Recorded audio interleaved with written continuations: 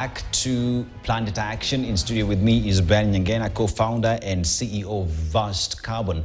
And we're having this discussion on carbon credits. But before I get to that, let's just take a story on that. And we go straight to Tana River, where the government will permanently relocate hundreds of Tana Delta residents in Tana River County that were displaced by floods after acquiring land that is on higher grounds. Now, this is according to Principal Secretary, Ministry of Interior, Raymond Omolo, who toured Garsen area to check on the extent of the damage.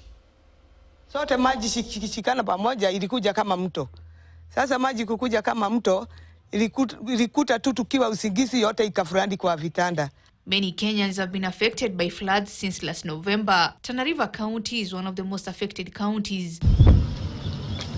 According to the Ministry of Interior, so far in Tana River County, 8 people have died due to floods since the rain started in November last year. Over 38,390 households have been displaced, while crops and livestock worth 65 million shillings destroyed.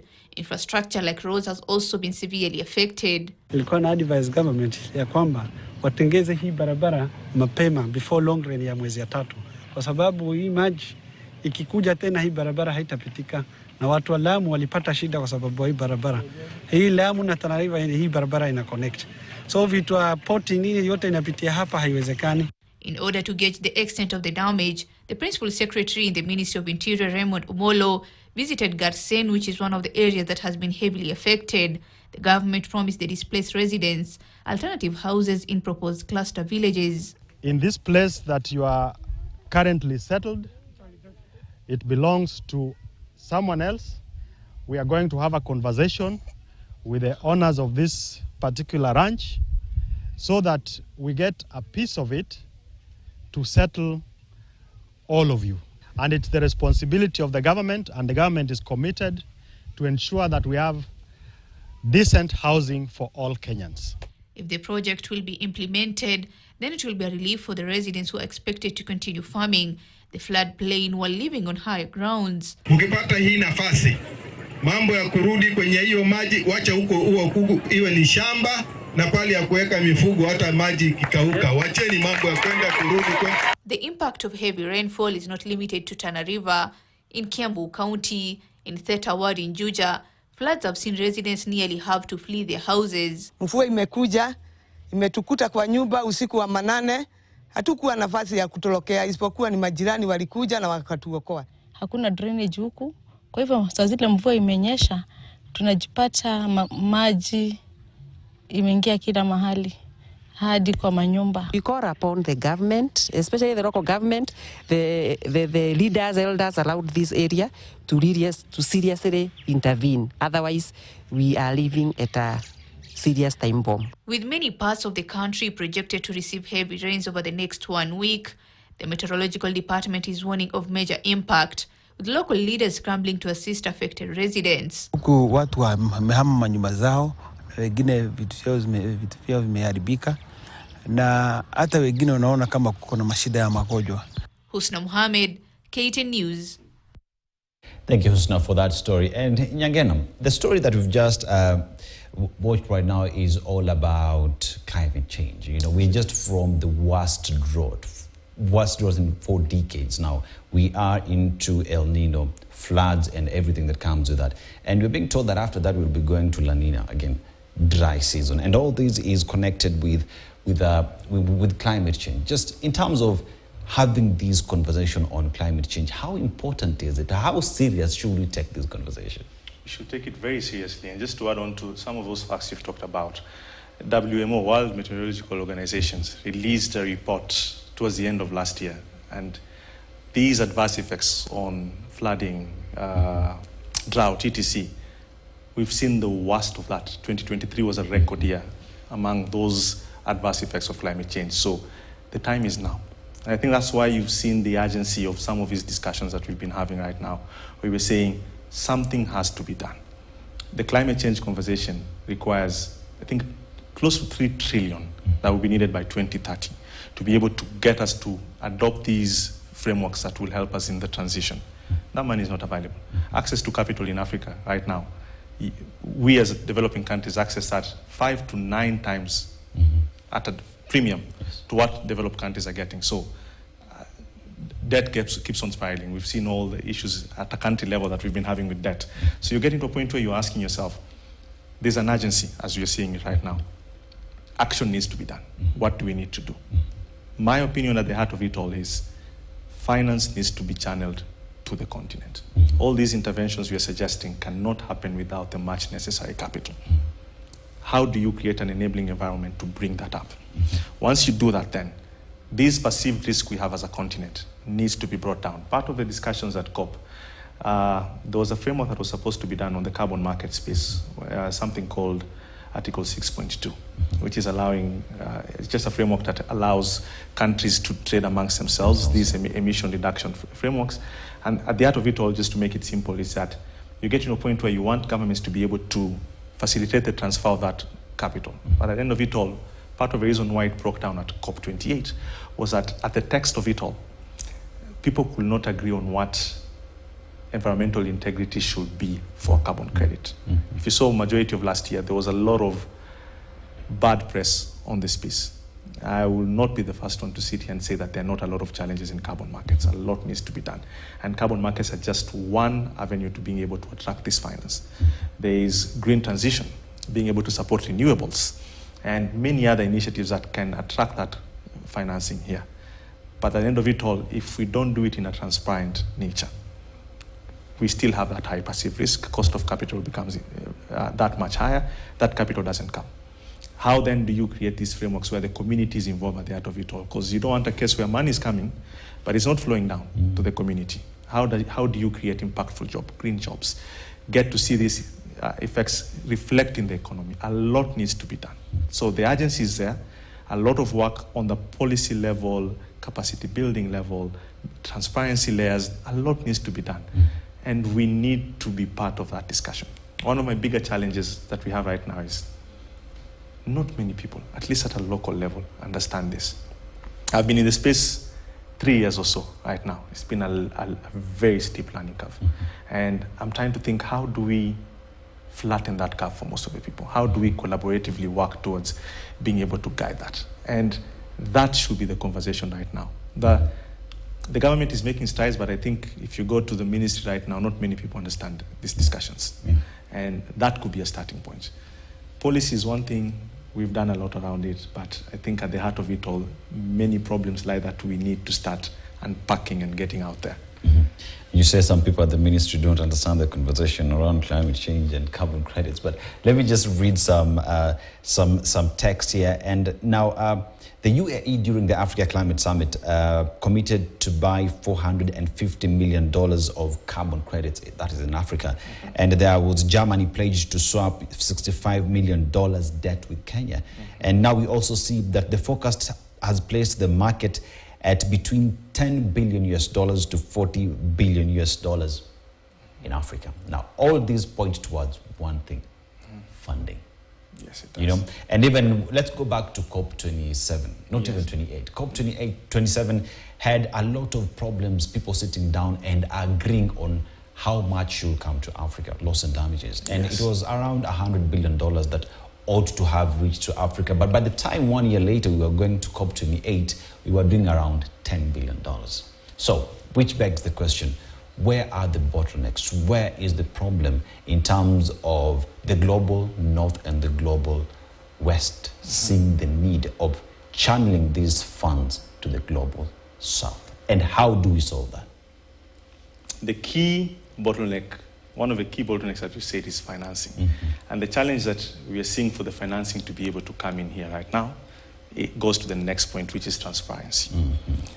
The space needs a lot of accountability to happen, so that when you're coming here and saying you want to attract capital, you don't want the case to be that you're asking for these finances and you've not created a framework that then shows how this capital is channeled towards the objective at which you've said it's supposed to be at.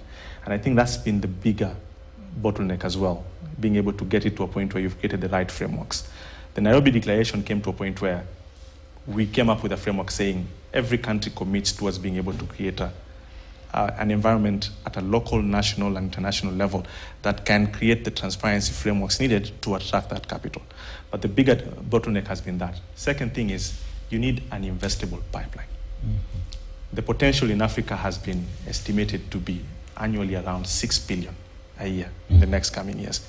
For that to be unlocked, again, funding is one of the things, but at the heart of it all is the communities that are sitting on these resources need a lot of upskilling. Capacity building is a key challenge. So, and then you're finding a case where the market has been made up with a lot of intermediaries, where a bigger chunk of the carbon revenues is not getting to the community. The community is not being involved. You're coming and being told, sign here. We're going to, you can imagine you being told where you've been struggling and you're told, take this amount of money. You're able to help you. Any community would want to do that, but you don't know what you're signing out on. So those challenges, again, being able to make the community at the heart of it all has become a very big bottleneck. So you're trying to figure out how do we get equitable distribution of these revenues that will come out on this to go to the community to where it's needed to help improve lives and livelihoods. That is not being done. So if you ask me, one, I would say financing is a very big bottleneck. Transparency frameworks that need to be done are a very big component. Community benefit sharing frameworks. And I'm telling you these things because those are some of the pillars that we are trying to handle. We don't have capacity. If you look at these private markets for carbon credits, the one I told you, voluntary carbon markets, would you believe me if I tell you there is currently no registry that is African? We're depending on international registries. And they're coming up, there's a science to all these climate changes, but contextual information within the continent is very important, so that when you're telling a country be able to do this, data is very key at the calculations. Yes. You don't have frameworks to support data. But you're giving us prescriptions for us to participate in this space as if those frameworks are in existence. So that contextualization of frameworks has not been done really well. So then that capital that's supposed to come here, you're being told you need to adhere to these standards for me to attract the capital. When you look at these standards, one, you don't understand them. And for those that understand them, there's not enough frameworks that support you being able to meet the prescriptions of that discussion. And then that now creates a spiraling thing. And on the transparency and accountability captures many other things, but I would say those are the key bottlenecks that are now hampering the capital to flow to where it's needed. Yes. And in Yangena now, when you talk about carbon credits and carbon markets, for a very long time people have thought it's just all about planting trees, going green and all that, which is good. But let us look at a manufacturer, for example, who is emitting at a very high rate, decides, moving forward, I want to go green. I will invest in solar. I will make sure that the power I'm using is renewable. Yes. And as such, the only thing they want is to get, how do I put it, is to get assistance from the government, such that when they're buying, it is solar panels and storage facilities and all these things, they get it at a subsidized rate. And also they can come to the table and tell the government, I was emitting this much, I have gone zero on emissions. Therefore, on this conversation on carbon credits, I take myself as a carbon market and I need a share of that money. So in terms of the government also encouraging the private sector and having this discussion, how important is that in this space? It's very, very important. And just to address that, one, that's on the green transition, what you're talking about, asking manufacturers, for instance, to go solar. And at the heart of SES, frameworks had been created where you need to be able to create a framework that supports the just and equitable green transition to make it sustainable, including things such as being able to create subsidies that support the transition of such kind of players. And transitioning to solar is not cheap, right? And part of the proposition that has been brought on the table has been that these carbon revenues should act as an extra incentive towards being able to support you to do the transition. Because as you said, when you're doing your manufacturing, you're burning diesel. Diesel emits carbon dioxide and other greenhouse gases. And again, carbon, there are many other greenhouse gases, but carbon is the most known. But at the end of it all, that transition from using diesel generating power plants to moving to solar means that gas, the GHG gases that you emit into the atmosphere have been abated. That has a carbon credit element to it. And the policy right now that has been set in place has created a sector where if you're not doing land-based projects like planting trees, government has it in such a way that the sector needs to grow as a whole. So if you're doing these activities, part of that needs to go to a kitty that will sort of get like a revolving fund to support other players such as yourself to make these transitions where subsidies can come from. But at the end of the day, they've also given the liberty for these private sectors to benefit from the sales of the carbon credit, so that when you undertake that project to be a carbon credit and you sell those avoidance credits, then part of that capital needs to come to you and you can embed it into your financial model and improve your bottom line. But I think right now that sensitization needs to be done to those kind of private sector players. And remember, at the end of it all, what is making the climate conversation in the West a very big issue is that ESG companies have become environmental, social, and governance. Like the ESG framework is very much at the forefront of business as usual. So that a differentiator for you is that I am conscious of the environment. That has not translated really well here. Rightfully so. There's a lot that needs to be done before you come and tell a company that you need to be able to do this. We're not the biggest emitters and we are affected a lot. So before being able to get to that level, you need to be able to create that incentivization framework to make it sustainable for players such as us to be able to move. And renewable energy is not the only source of carbon credit. Interesting fact, livestock emission, cows through belching, release methane. Yes. And agriculture, and those are the biggest, it's called tendric methane. By belching, you release methane into the atmosphere. That is 28 times more potent than carbon dioxide. And that has an element that you need to be able to encourage sustainable practices within dairy farmers, beef farmers, to be able to adopt a certain practice that will reduce that amount of methane that comes out of the air. That is eligible for carbon credit. And then you can use those revenues to subsidize the cost of feed. Because we've gone to the ground. There was a time we were at Nandi and we were talking to a couple of cooperative farmers and we were asking them to transition and try and change the feed so that the milk production can increase. And the thing they were saying is that, well and good, but it requires a cost element to it. Who covers the cost? Yes. You cannot go to the government, you cannot go to the cooperatives. Like, there's a lot of challenges in that value chain. Carbon credits offer one such environment where create a framework that will then be able to say, if you follow these practices, you will avoid this much of methane. That can be converted to a carbon credit. The profits from the sale of a carbon credit can go towards subsidizing your feed. And the market has been created in such a way that the carbon credits that you are yet to get from your project running, you can sort of get an advance on that to help your project kick off the ground. Among many other, there are like 15 or so sectors that you can do. For the normal Monyanchi, these cookstoves, clean cookstoves that are being used at households level, where you're moving away from burning charcoal to actually using cleaner fuel options. And the cost of those things are quite expensive. But part of the reason that has made it easier for them to be distributed at scale has been hinged mostly on carbon credits. If you look at the African continent, outside forestry, the next biggest sector bringing carbon credits to the continent is on improved cookstoves.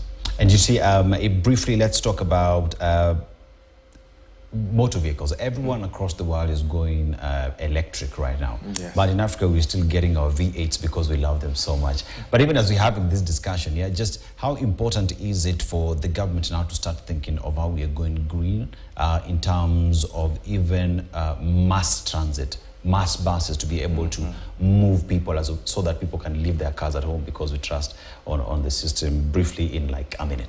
No problem. I think at an individual level, asking us to transition to move to electric cars, very long way ahead. But on the mass transition of public transport systems, I think that is a very achievable goal in the next decade. And you're seeing in Nairobi a couple of electric buses. And if you look at the companies that are doing that, majority of the way in which they're raising their financing is on carbon credits. Just a week or so back, one of the bigger transaction called ITMOS that was done was on mass transition of e-mobility. So I think the government is taking a proactive step at looking at that. It all starts from policy and then being able to attract that financing that is needed. But I think that is a more achievable goal, that we are able to do it and we are starting to see it actualize on the ground.